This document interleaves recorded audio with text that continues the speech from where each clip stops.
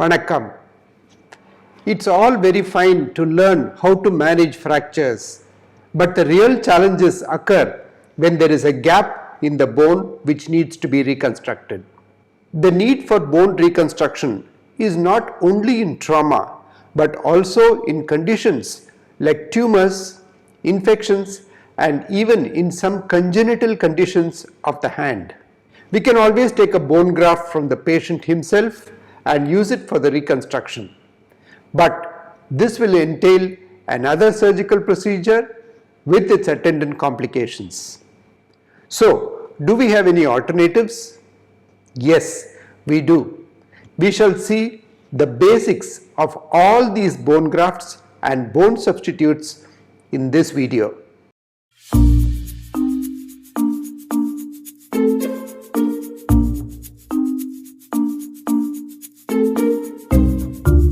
When learning about bone grafts and bone substitutes, we shall first see an introduction, then learn about autografts, allografts, demineralized bone matrix, synthetics, and bone morphogenetic protein. It is interesting to note that bone is the second most commonly implanted material in the human body after blood transfusion. The first recorded bone graft was in 1668 by the Dutch surgeon. The requirement for bone grafts and substitutes are many. So in the hand, indications for bone grafts are varied. Congenital conditions like brachydactyly or oligodactyly require a bone to create the phalanges when the skin envelope appears to be intact. In trauma, bone grafts could be required for scaphoid or lunate in cases of scaphoid avascular necrosis or lunate degeneration, for the reconstruction of metacarpal defects in road traffic accidents like in this example, conditions of malunion or non-union, or in brachial plexus surgery when a wrist arthrodesis needs to be done. Bone grafts are also required in tumorous conditions like enchondroma or giant cell tumor, and also in conditions of infection where osteomyelitis has destroyed a part of the bone. When looking for a bone graft or a bone substitute for reconstruction in all these conditions, we should look for certain properties in the graft or substitute that we plan to use. The ideal bone graft or bone graft substitute should offer three vital elements: osteoconductive matrix, osteoinductive properties, and osteogenic cells. Let us see what these mean. First, osteoconduction. It refers to the property of a material to support tissue ingrowth, osteoprogenitor cell growth, and development for bone formation to occur. That means it refers to the ability of the bone graft material to serve as a scaffold for new bone growth that is perpetuated by the osteoblasts from the margin of the defect of the native bone.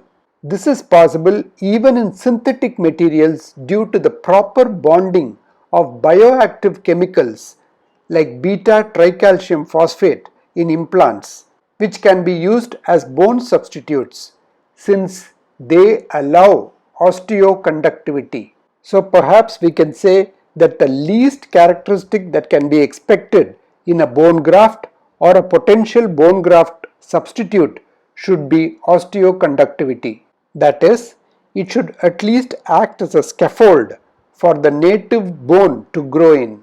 Let us now try to understand this property of osteoconduction in a very simple way. If there is a bone gap like this and we put in a material and it is able to act as a scaffold for the native bone to grow in from both the ends, it is said to have the property of osteoconduction. The property of osteoinduction is different. This term means that in the bone graft or bone graft substitute, primitive, undifferentiated and pluripotent cells are somehow stimulated to develop into the bone forming cell lineage. and this stimulation is brought about by mediators like bone morphogenetic proteins. So, if a particular bone graft material is both osteoconductive and osteoinductive, it will not only serve as a scaffold for currently existing osteoblasts but will also trigger the formation of new osteoblasts. This obviously means that there will be a faster integration of the graft. So, when the material shows the property of osteoinduction, the pluripotent cells that are present inside the graft material will be stimulated to become osteoblasts, which can form bone on their own along with the bone that is growing in from the two ends of the native bone. The third property that is expected in an ideal bone graft is osteogenesis. This simply means that the material directly provides cells that produce bone, that is, primitive mesenchymal stem cells, osteoblasts and osteocytes. In this way, the cancellous bone is more osteogenic than cortical bone due to a larger surface area. When we consider osteogenic potential as a property of a bone graft, autograft is the only graft material that contains live mesenchymal precursor cells. So, when bone forming cells are already present in the graft material, it is said to have the potential of osteogenesis. Bone grafts and bone substitutes also have the potential to get resorbed or absorbed. This property should also be considered when planning a bone reconstruction. The resorption rate for bone grafts depends on the vascularity of the bed. Resorption is much lesser when the vascularity is good. On the other hand, resorption rates of bone graft substitutes depends on the chemical nature of the material. For example, calcium sulfate is the fastest to resorb and hydroxyapatite is the slowest. We shall now consider bone grafts and the different types. There are two main types of bone grafts, autografts and allografts. And as far as bone substitutes are concerned, there are three main types. Demineralized bone matrix, which is also actually a type of allograft, synthetics, and bone morphogenetic protein. As far as autografts are concerned, there are different types. They can be non-vascularized, under which we can have cancellous grafts, cortical grafts or cortico-cancellous grafts, and vascularized autografts. Cancellous autografts are perhaps the most commonly used form of autologous bone grafting. They have a high concentration of osteoblasts.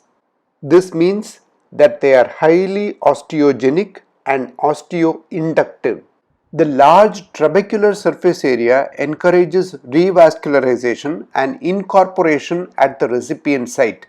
That is, the osteoconduction is very quick in these grafts, but they do not offer any structural support. When a cancellous autograft is applied, the sequence of events that occurs is as follows. First, there is a local hematoma, that is consisting of inflammatory cells and chemotactic mitogens. Then, fibrous granulation tissue forms within 48 hours. Macrophages remove necrotic graft tissue slowly. At the same time, neovascularization is occurring. Then, osteoblasts line the periphery of the dead trabeculae and produce osteoid. The entire graft is mineralized to form new bone in 6 to 12 months. Cortical autografts have different properties and behave differently. Due to their rigid structure, they provide excellent structural integrity. But there is a limited supply of osteoblasts, osteocytes and other cellular progenitors. Hence, they have limited osteogenic and osteoinductive properties. Due to their compact structure, revascularization of the graft is poor. There are four basic principles to be followed when utilizing cortical autografts. Good bone-to-bone contact must be ensured, and this must be stabilized with rigid fixation. the bed in which the cortical graft is being applied should be highly vascularized with absolutely no infection. The main player in the cortical autograft is the osteoclast.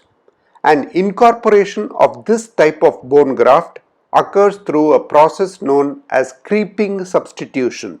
This is a slow, near complete resorption of the graft with simultaneous deposition of new viable bone. It actually begins at the graft host junction and moves along the axis of the cortical graft. This process is slow and may take years to get completed. Grafts incorporating both the cortex and the cancellous part can be used, known as Cortico-cancellous autografts. The commonly used Cortico-cancellous bone graft in the hand are the iliac crest and the proximal ulna. This is an example of a Cortico-cancellous graft from the ulna used for proximal phalanx non-union reconstruction in the thumb.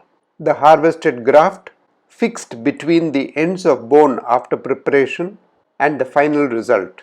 It can also be used in thumb reconstruction when a bone is required for lengthening of the thumb along with skin cover.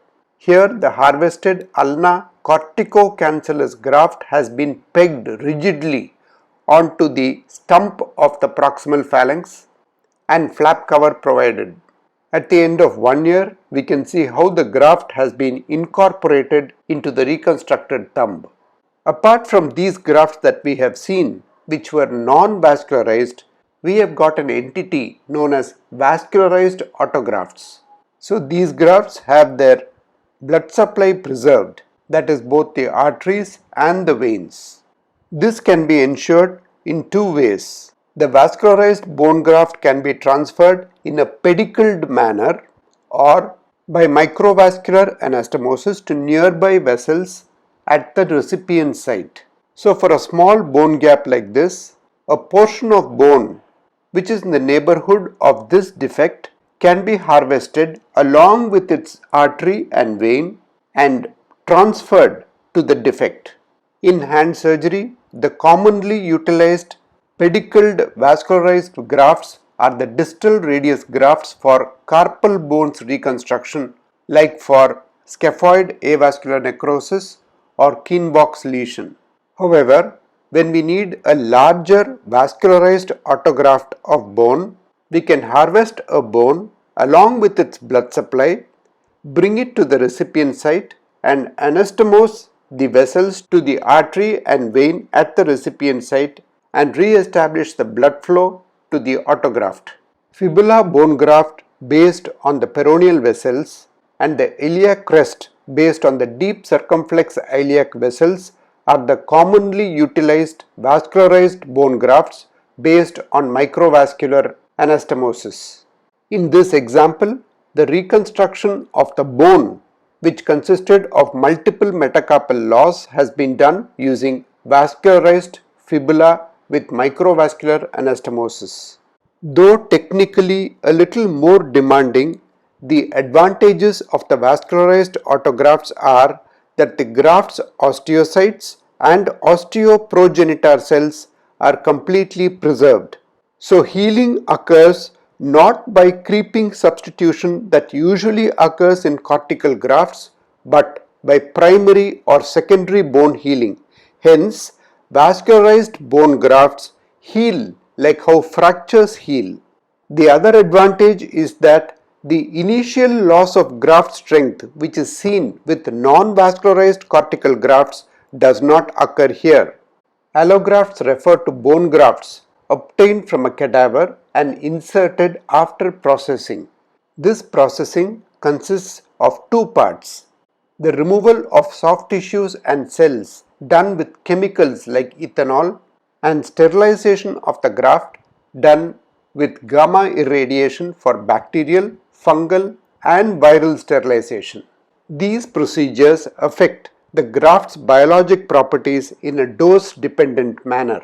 The biologic properties of the allografts are also interesting. They are only osteoconductive due to the lack of viable cells, and the degree of this osteoconduction depends on the processing method, that is whether it is fresh, frozen or freeze dried, and the type of graft, cortical or cancellous. The fresh frozen allografts have a little more osteoinductive properties when compared to the freeze dried allograft, and the shelf life of this graft is around 2 years when stored at minus 20 degrees Celsius and 5 years when stored at minus 70 degrees Celsius.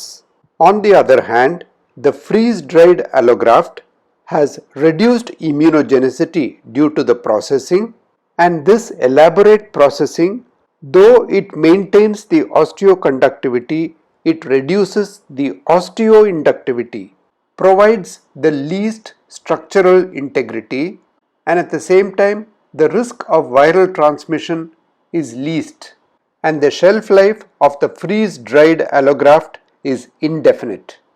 Though it finds limited use in hand surgery, it can be used for reconstruction of all bone defects because of the big advantage that there is no donor site morbidity or complications. But the disadvantages that there may be an immune response from the recipient and the risk of disease transmission are present. The risk of transmission of hepatitis B is 1 in 63,000, hepatitis C is 1 in 100,000, and risk of transmission of HIV is 1 in a million. Allografts can be cancellous or cortical. Cancellous allografts are available in the form of small cuboid chips or croutons to pack into osseous defects. They offer very little mechanical strength, and due to the elaborate processing, they are only osteoconductive.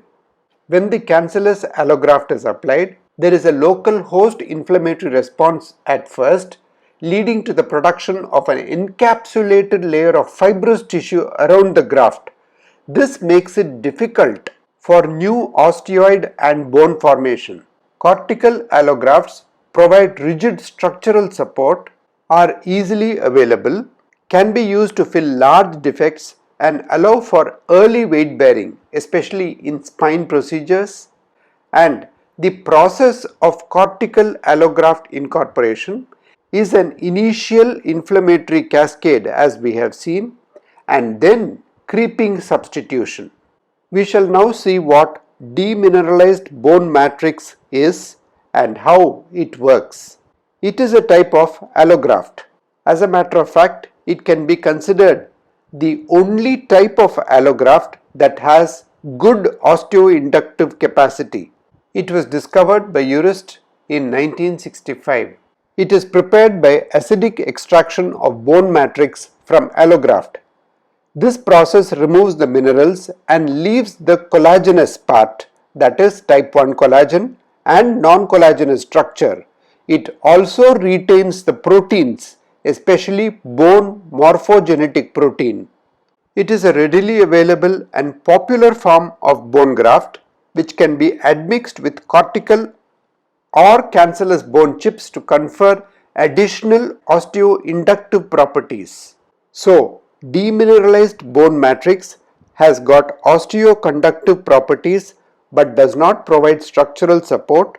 It has got osteoinductive properties despite loss of some molecules due to the processing, and other properties depending on the method of processing.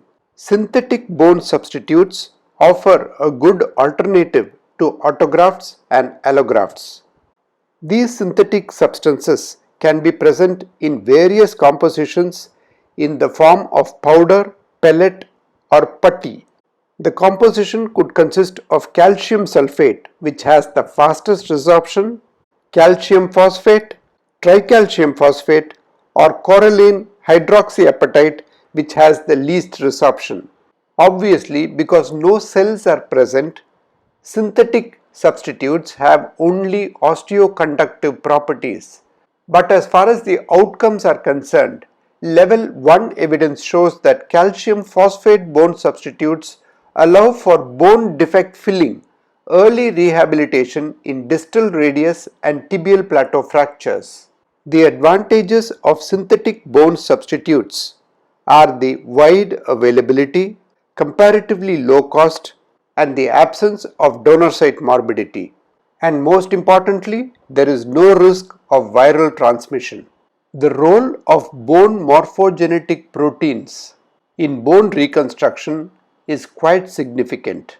There are 20 identified bone morphogenetic proteins, and all of them except one are members of the transforming growth factor beta family, and they act by functioning in complex signaling pathways of osteoblastic differentiation and osteogenesis. Hence, they contribute to bone formation. Since they are only proteins and do not have a mechanical construct, they have only osteoinductive properties. They stimulate undifferentiated perivascular mesenchymal cells into osteoblasts and help in forming bone. Platelet-rich plasma also has a similar action, and it is solely osteoinductive. The use of bone morphogenetic proteins can have complications like under or overproduction of bone, inflammatory responses due to the chemical nature of the proteins, and early bone resorption. Now we have seen quite a lot of bone grafts and bone substitutes. Let us consider their properties in a very simple format. Autografts have osteoconduction, osteoinduction, and osteogenic properties. Fresh frozen allograft has got good osteoconduction property, variable osteoinduction, but no osteogenic properties. Processed allograft, on the other hand, that is the freeze-dried allograft, has only osteoconduction and no osteoinduction or osteogenesis. Demineralized bone matrix has osteoconductive properties, a little amount of osteoinduction, but no osteogenic potential. Bone morphogenetic protein has no osteoconduction property but only osteoinduction. Synthetic bone substitutes have only the property of osteoconduction and they do not have osteoinduction or osteogenesis. I hope you enjoyed this video. I enjoyed making it. Please do click on the shown links to see more about the basics of fracture management, that is, fracture healing and the anatomy of the bone. And do not forget to subscribe to stay connected with the latest in learning hand surgery, plastic surgery and trauma surgery. Vanakkam.